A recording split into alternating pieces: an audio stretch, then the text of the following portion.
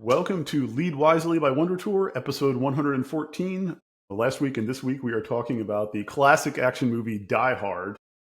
But we're on our villains series, and so for leadership lessons, we're actually talking about the antagonists. In this case, the classic Alan Rickman villain, Hans Gruber, who is the head of a group of what appear to be terrorists, but turn out to be thieves who are after a very large amount of money and are interrupted rudely by a superhero in the form of Bruce Willis's John McClane.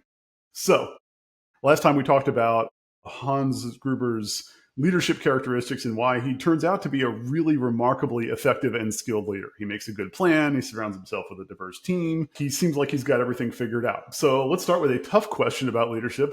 Why doesn't Hans win? Why is Hans Gruber not successful in Die Hard? Drew, what do you got? So right from the beginning, when Hans comes in, we're immediately wowed by the capability of execution that the team has. They're just ruthless in how they come in. They have this staged conversation as a distraction. They immediately take out the guard. And then from there, it's just every person is playing their part in executing on this plan. And they just keep getting further and further and further ahead of the hostages, initially of McClane, and eventually of the police. And it's this buildup of advantage that you get by, as we talked about in the last episode, doing a really good job of looking over the hill and explaining what we need to do to the team, breaking it down. And that's what makes Hans great. He's able to do that. He's able to empower the team to execute on that. And now where I see him failing is he fails to adjust his priors fast enough. When I say adjust your priors, what I mean is we come into a situation, especially if we have a plan, with an assumption about how things should work. We assume that this person is going to be competent to execute this mission. We assume that we'll be able to buy money at this rate or something like that, right? And if that assumption starts to change, we need to do something that we call adjusting our priors. It's Bayesian thinking. Means that as the facts change, I change my mind, as John Maynard Keynes said. And that's where we maybe see this brilliant Hans Gruber fail, is he doesn't change his mind fast enough about John McClane. He has this threat that comes in, and he doesn't respond to it necessarily quick enough until we reach a point where he's already now lost almost all of the advantage, all that proactivity he built in. It has eroded, and now John starts to have the upper hand on him. That's really good. And I like that because I think, I like what you said there, that we do this, right? Is we make the perfect plan to succeed based on the facts that are available to us when we're making the plan. But in most situations, we have competitors or we have other actors, and they're not necessarily going to cooperate, right? They're going to see what we've done and they're going to react to us, and they're going to try to counter our actions. And you can't plan all of the potential risk management there, right? You can't have a detailed plan for exactly how to handle those things. You have to be willing to just see what happens in the world, and then keep the big picture in mind, but sort of adjust as you go. And so, I think the thing that Hans doesn't do well in this, or the reason he doesn't succeed in this one, is because he's up against an opponent who is far more capable than he realizes at the start, right? He thinks he's got everybody hemmed in as hostages, and it turns out there's one person who got away. And it turns out the one person who got away also has a gun, and also happens to be highly physically skilled, and also is incredibly stubborn, and also has superhuman pain tolerance and creativity. Like, it's kind of an unreasonable thing to run into, but he has the motivation behind it. That's the only realistic part of it, right? Is he's doing this for his wife because she's one of the hostages he's captured. Not only, but that's his main motivation. Right. Well, and that's good. And that's from the leadership things that we talk about, right, too, is that, one of Hans's weaknesses is he's not a magnanimous leader. Like, he's not, the whole thing that he's trying to accomplish in the world is not, for the benefit of others, right? It's basically for his own benefit. And he's dropped his entire moral compass to get there. And so he doesn't have, and he and his team don't have quite the same level of commitment than the I need to save my wife's life and I need to save my own life hero that we've got on the other side of the table here, right? So recognizing that if you're an existential threat to somebody, if you're an existential threat to some other organization, they're going to do dramatic things to try to get away. They're going to do dramatic things to try to counter you. Sure. And we'll get into kind of what do you do to avoid that here in a second, but I want to talk a little bit about one more thing about Hans. Hans is cool and collected the entire time. That's what sticks out to me the most from the first time that you meet him, because you're kind of waiting to see, okay, who's the leader of these baddies who are able to execute so efficiently?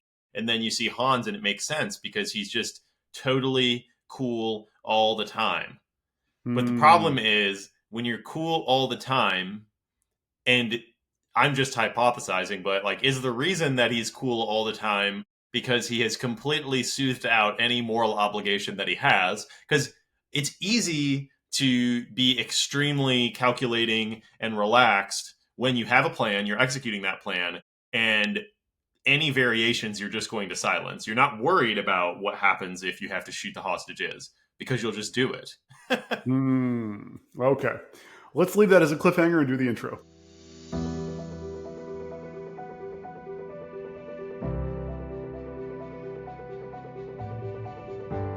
I'm Brian Nutwell, And I'm Drew Perot. and we are on a journey to learn how to lead wisely, learn how to become better leaders by touring fantastic worlds and inspiring lore by going on a wonder tour. We connect leadership concepts to story contexts because it sticks to our brains better. You can find out more at WonderTourPodcast.com or on YouTube by looking up Lead Wisely. So yeah, Hans, you're right. He is part of his charm, part of his, invincible aura is that he's incredibly calm. He's like, this is not a big deal. I planned for this. The police are here because I wanted them here. The FBI is here because I wanted them here. The hostages are freaking out. We had to shoot the guy because I knew we were going to have to shoot the guy. Like he's projecting that everything is under control all the time, which is really powerful for the team. It's really powerful for his opponents. Like, man, we're not even alarming him at all. He must really have his stuff together. He must be really, really powerful, right? So that you're right. It's a very strong message, but also at some point, maybe he's actually internally not taking things seriously enough. Like it takes him quite a long time in this movie to actually get angry, even when things are starting to go pretty bad. And maybe he should have taken things seriously earlier on. Maybe because what does he get beat by? He gets beat by a dude who's even more cool and calm than he is. I mean, John McClane, as much as he gets emotional, he gets that desire and motivation building up inside of him. John is able to handle each of these situations that he had no idea that he's going to Nakatomi Plaza and he shows up and then he's not prepared for the situation, and yet he's just building up this demeanor until you get to the end where he's got the gun to his head and he's just laughing, right? He's like, come on, I'm sitting here over and over again. You keep coming at me. You've absolutely destroyed my physical body. What more could you possibly do to me at this point? And he's just laughing because he's like, now finally, I'm one step ahead of you. Right. Yeah, from a storytelling standpoint, it's a great inversion where you start with Hans is incredibly competent and has a very detailed plan. And John McClane is an emotional disaster who's dealing with his ex-wife and doesn't even want to be at this party and is just kind of freaking out about everything. And then over the course of the movie, they kind of cross where Hans ends up sort of very reactive and very angry and very scared and kind of desperate. And John McClane is stepping his way up, increasingly successful and increasingly like, okay, I'm going to figure this out. I'm going to figure this out. And he has a lot of desperate moments in the course there. He's still, he's spending a lot of time being scared and reactive, but he's getting progressively more on top of the situation. You're right. Yeah, there's something to it that the water's inside of him, right? It seems like on the outside he's just a cool glass of water, Hans, that is. But inside of him, there's some turmoil. There's something that's driving him. And I'm always wary when I see somebody who's that calm.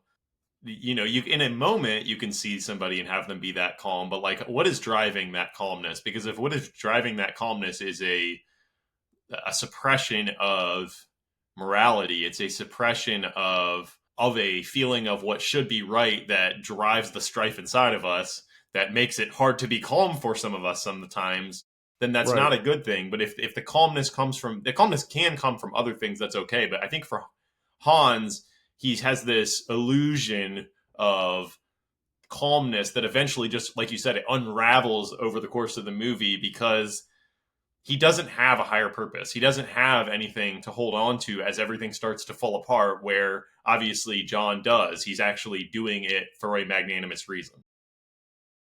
Yeah, and so Hans has got people around him to be angry, but yeah, even when his first team member gets killed, whatever, his concern is not like I'm really upset. His concern is like, oh, Carl's going to be upset that his brother's killed, so I got to manage that. Like he's very much in a manage the exceptions, message that everything is fine mode. But it's not clear that he really cares about anything or any of these people at all. Like he's very cold, and that's a failure mode until he gets angry at the end, but it's angry on his own behalf. It's not angry on some injustice. It's just like he's just pissed he's not going to get the money.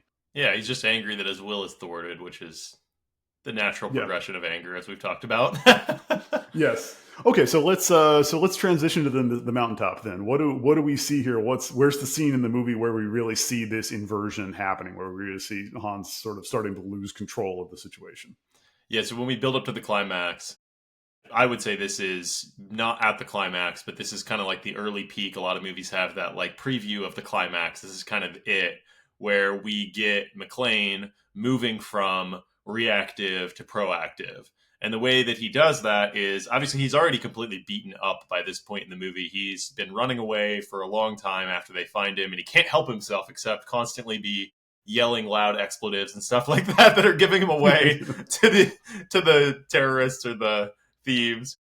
And so he's been beaten down. He's getting chased through the elevator shaft and stuff like that at this point. And finally, he realizes that if he keeps staying on the defensive and all he does is just wait and try to learn information and kind of play this cat and mouse game over the radio, that's not going to be enough. That Hans is always one step ahead of him. And so he has to do something completely different now. And what he does on the flip side is he takes some plastic explosives that they had planned for their purposes, and instead he dumps them down the elevator shaft, which creates a complete inversion of the plan originally. He basically does a thing that they had thought of doing for them. And in doing so, now their perfect plan cannot be executed anymore. Yeah, so he takes the initiative, which is, like you say, that's the first point where we really see him sort of being proactive. He's using their own stuff against them. He takes a couple of bad guys. He's doing this because he's just observed that that the police aren't going to get it done, right? The police are just walking into the narrative and just sort of, they're playing Hans's game and getting beat at it. But what that does is that suddenly the bad guy's plan, suddenly Hans's plan is completely off the rails. Like now he's really not in control of how things are going anymore, where that's his entire shtick is I'm in control. I have the detailed plan and all that.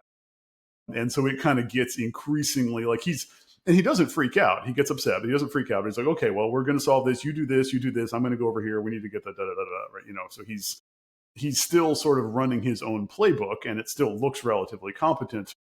But like you said, he's shifted from being proactive to reactive. And he never really, from this point in the movie onwards, he never really zooms out again. He's never really like trying to think several steps ahead. He's always looking one step ahead and trying to react to the new thing that just happened. And we've all been there, right? When you get in that mode, when your plan falls apart and all you're doing is just trying to put out fires, if you don't take the time to start thinking about like, why isn't the plan working? Do we need a new plan? Is the big picture even possible anymore? If you don't ever question that, then you just get deeper and deeper into the hole. Yeah, that's the key here. What's our takeaway from this mountaintop? It's the inversion, and the inversion is always something that we're looking for because it points out something significant in the story is happening. And for us here, you're talking about an inversion from being proactive to being reactive, and on the flip side, it's McClane is becoming proactive from reactive. And how do we apply this to business? How do we apply this to like trying to figure out our relationships or whatever it is? Anytime I think we find ourselves in a moment of questioning, is my plan still good enough? We talked about we need to be Bayesian. When the facts change, I change my mind. But you don't want to adjust your priors too soon and be wrong. You don't want to adjust the plan needlessly. So how do you know when the right time to adjust the plan is? And I think, Brian, what you've talked about is the right time to adjust the plan is when you notice the inversion happening, or when you can start to feel the tremors that the inversion is about to happen. The opponent is doing things that you did not expect them to do. The plan probably needs to change. Yeah, you're in this, the analogy of like when your competitors start using your own stuff against you, when the competitors start to succeed at things that you thought you were going to succeed at. But I wonder if it's almost something like, can you recognize when a threat, when a new change in the environment, when a change in the dynamics is big enough that your original goal might not even matter anymore, like might not be the right goal, right? When you get to the point where like, oh, this might not work and doubling down on it might be worse, right? There's still a point probably in this movie where Hans Gruber could just like take what's left of his team and just get out, right? Just like escape, change the plan enough that they can just get away. But he doesn't. He won't let go of the big mission, which may or may not be achievable. And so he just keeps getting farther and farther into trouble. Can we think of like sort of business analogs of this situation, or practical analogs of that, like blindness to a threat? So, of course, the onset of all the new technology, internet and AI and stuff like that over the past couple decades, there's probably a million different examples of that. One that comes to mind is that a transformation coach always used to tell us about that we had is he used to work at Motorola, and he worked as a quality engineer at Motorola earlier in his career. And one of the things that he experienced was the transition from analog to digital.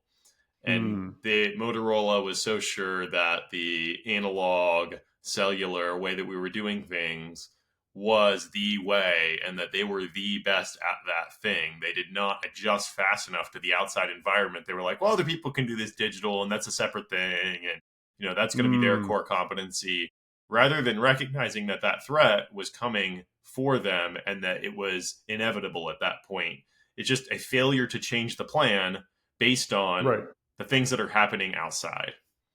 Right. No, that makes sense. I think the other classic example that people always talk about is like Kodak, which was like the camera company and the film company and synonymous with the entire industry, actually invented digital photography, but didn't internally support it because it was a threat to their core business, and so they let it go, and then it turned out to kill them. And I love that because it's got the analogy of like the thing that defeats the terrorists, the criminals in this movie. The reason that Hans doesn't win is John McClane using all of his weapons against him, like the plastic explosives and the guns. Everything that John uses is stuff that he found in the building or that he took from his enemies, right? Like the idea that you're sort of bringing your own downfall with you and have to guard against like it being used in ways that you didn't expect has a fun symmetry to it. But also, it's also sort of a real thing, right? If you're the expert in a thing and you're bringing these tools to bear, but then you don't recognize how disruptive they're going to be, you might stay attached to the wrong mission too long. Yeah, so how do we identify what is a threat that's worth responding to and what is a distraction? We talked about one way that we can do that, which is looking for the inversion, but oftentimes the inversion is still a reaction. If you're waiting to see an inversion, if you're waiting to see the opponent do something that you didn't expect, then you inevitably have had to wait for them to have already done something that you didn't expect. How do you get ahead of that and know when we just need to stick to the plan versus, okay, the plan might need to change right now? Right. And so, like, some playbook for that might be like we talked about in the last episode is if you're surrounding yourself with competent people, if you are seeking out strong advisors and people that have more experience than you in different domains, like you can kind of keep checking the plan. Like, hey, this thing is happening. Does this still seem like a good idea? How big of a threat is that really? Right. But I feel like the biggest test is just to be testing like, is my big picture plan still achievable? Is this still the right goal that we're going after? Or is something gotten big enough of a threat that actually calls into question whether we're even working on the right thing? Right. If it's just that somebody else is working a little bit harder, or somebody else had an early win, or we had an early failure, like that might be okay. But if the early failure illuminates that like actually your goal may not be achievable anymore or might not be worthwhile when you get there, how do you not hold on to that too long? I think is, you can't be too optimistic. You don't want to spend all your time planning for alternate paths, but you do want to like just be very pragmatic about like, are we going to get there or not? Yeah, and I think you're right. That is the primary concern. It's just making sure that you're staying on mission. And does the mission need to change? Do we need to rephrase the A00, whatever you want to say, right? Is our core objective still intact? And is it even the highest priority thing that we should work on right now? Like you said, because Hans probably should have worked out a different strategy, which is now the plan is we need to take out McClane and we need to get out of here. And if we can get the money, great. But if not, we probably just need to live to fight another day.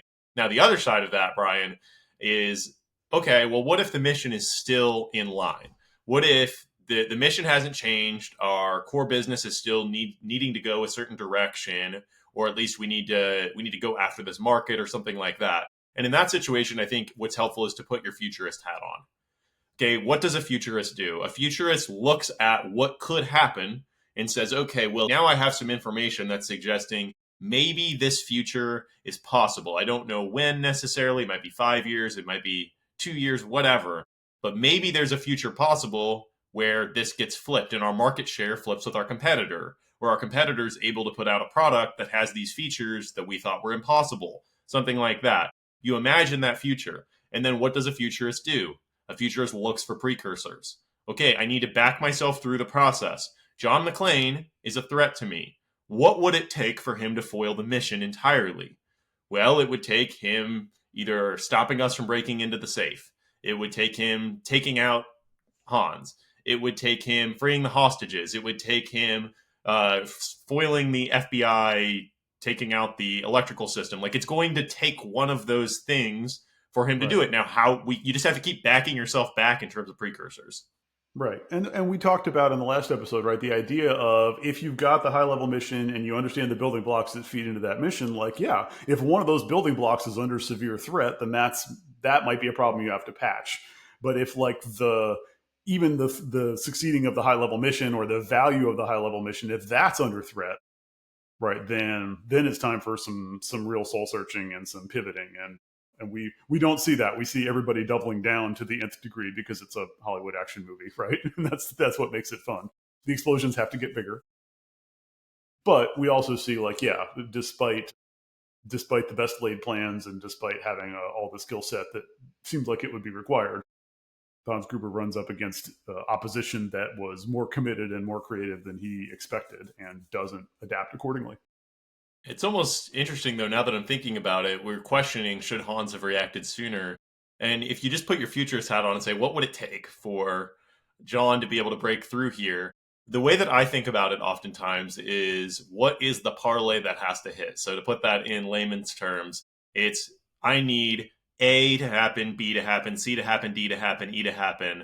So that's five legs, and each one they might stack on each other to be more likely after the first one happens or whatever, or some of them might be really really long shots. Like our competitor would have to have a breakthrough in this technology that's thought impossible. Okay, like is that really going to happen? So when you kind of think about that parlay that has to hit for a certain situation, that's where I'll just put it in really simple terms that we think about. So one thing that really tying it back to football analytics and sports betting, you look at what people are really high on player A. People are really high on Isaiah Pacheco for the Kansas City Chiefs this year, or something like that. Okay, well, they're taking him above other players in a draft. They're paying more for him. They're investing in his future. They're betting on his future, and it just keeps going up and up and up. And are they biased because he's on a really good team?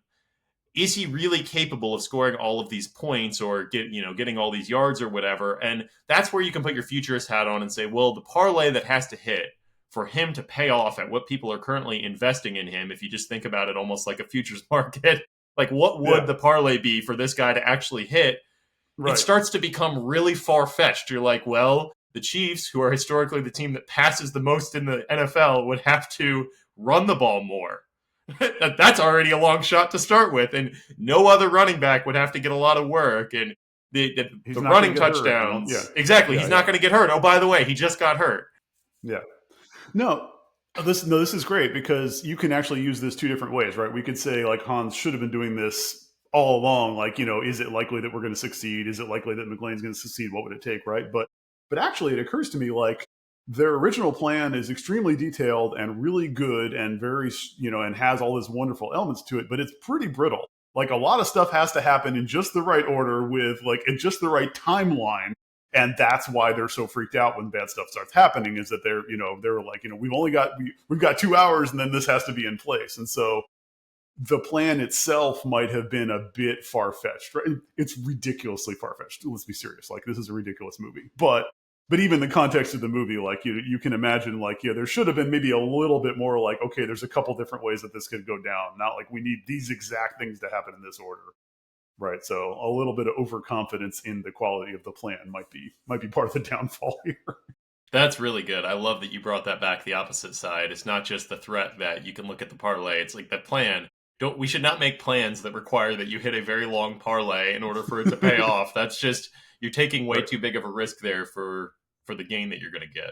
And so the story there is do at least a little bit of threat planning beforehand, right? Look at the weak points in your plan and the failure modes and just think about like how you could, what are you going to do if X, Y, and Z happens, if a competitor gets out ahead of you, if one of your pieces doesn't work, if the technology doesn't get developed in time or whatever. Like have some idea how you're going to react to those.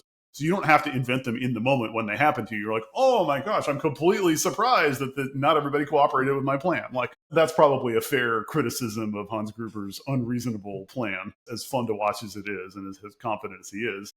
There's some stuff that had to happen in a very specific order here that was maybe a bit of a stretch. That was awesome, Brian. All right, let's wrap it up with some key takeaways.